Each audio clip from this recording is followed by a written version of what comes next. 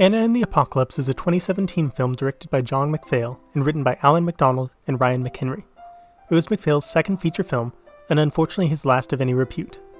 It's a horror zombie musical, the second of its kind after The Happiness of the Katakuris.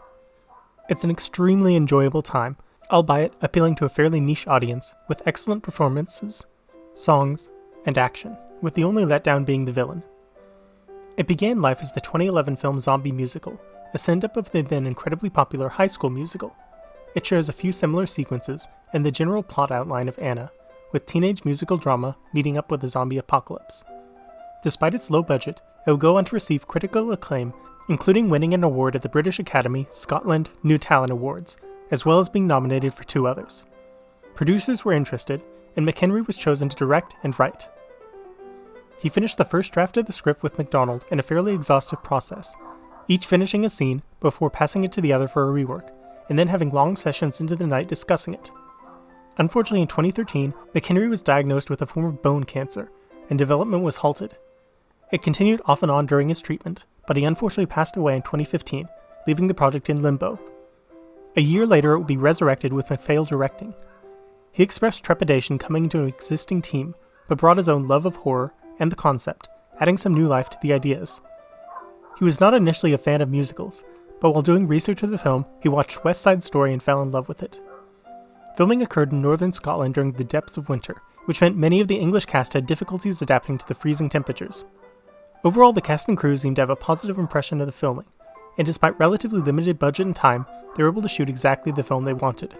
There are 2 versions of the film, the wide release and the original festival version. There are not many changes between them, although there is a cut song that can be found on the Blu-ray releases that focuses on the relationship between Anna and her father. A few songs are expanded or recut, and several scenes have been added and removed, and there are about 4 extra minutes in the UK version. The film is largely about grief, which is unsurprising given the origins in the genre. Zombie films inherently feature a large amount of death, via infection, betrayal, or gratuitous violence. Anna, the protagonist, has already lost her mother to cancer, and is clearly still grieving. It results in arguments with both her father and her friends, and it seems she has dealt with the emotions through throwing herself into work or school or planning a big trip, things to keep her distracted effectively.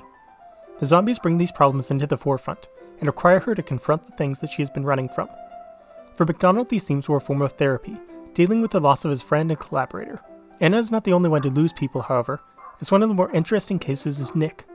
At first he seems like a typical high school bully. He acts immaturely and cocky. It's alluded to that him and Anna previously had a relationship, and it's later revealed that he ghosted her after they had sex. While it's not explicit, it seems clear this is a fairly typical male response of being afraid of intimacy. Anna says that what she missed most was emotional discussions about their parents, expectations, and the future. While Nick's father is never seen on screen, he is a military commander and asks Nick to kill him after he is turned. What little information we have indicates a cold and potentially domineering man that would have shaped Nick's childish rebellions. Despite being the antagonist for the early teenage drama, once the apocalypse starts, Nick thrives, able to channel his violent energies into something productive. His solo song, Soldier at War, shows that he has an inner desire to be needed, to be able to make a difference. Later in the film, he offers himself up to the zombies, and while ultimately he is able to get away, it's one of the few selfless acts he does. His grief is contrasted with Anna's. After he acts obnoxiously toward John, Anna's friend, she demands whether he has ever done a selfless act, and he replies he killed his dad. That's when his mask falls, and he almost breaks down. He uses avoidance in the same way that Anna does, just in a slightly more fantastical scenario. His song calling himself a soldier of war also references that soldiers are often young men thrust into combat at too young an age, forced to make life or death decisions without fully formed brains. He treats it like a game, because the alternative is too horrifying to imagine, that the world has actually ended. He prances around with his boys, but only a scene later they are ambushed in a store and he freezes, still unable to believe the situation is really life or death. That's one of the things the film does very well, is the deaths are not the ones expected, and even when they are, they don't happen in a cliché way. Of the friend group, Chris and Lisa are a couple and madly in love. They are separated early on in the film, and it seems destined they won't reach each other, or will be immediately killed, but they actually reunite fairly happily. Similarly, Jake is friend-zoned from Anna. In a more traditional structure, the jerk Nick would eventually be rejected, and then the nice guy would get the girl, but Anna makes it clear to John that they are friends, and that's it. They both respect that boundary, and eventually John is killed in a fairly tragic way. Of the main cast, the last character is Steph, who is adjacent to the rest of the friend group and is a huge nerd.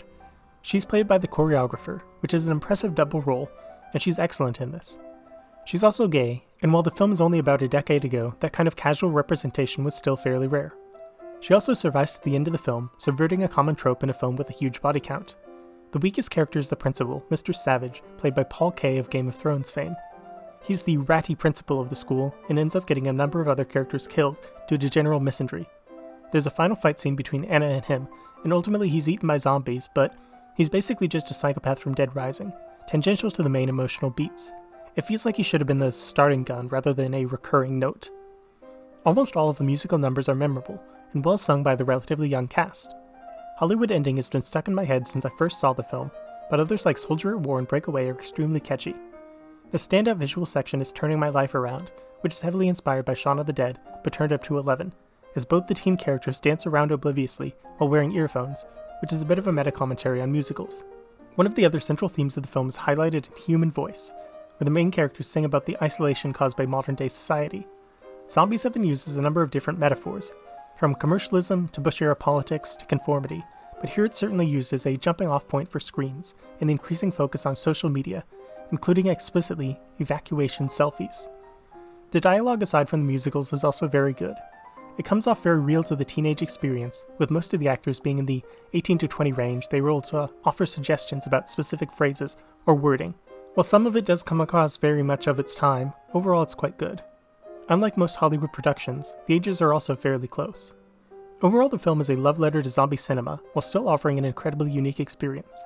It probably won't turn anyone anti-musical into a fan, but for anyone who has ever enjoyed Once More with Feeling, it'll be a unique treat. Ignoring the songs, the emotional core, performance, and gore are still excellent and make for a bloody good time. Thank you for watching. Let me know in the comments below if you've seen this film, and be well.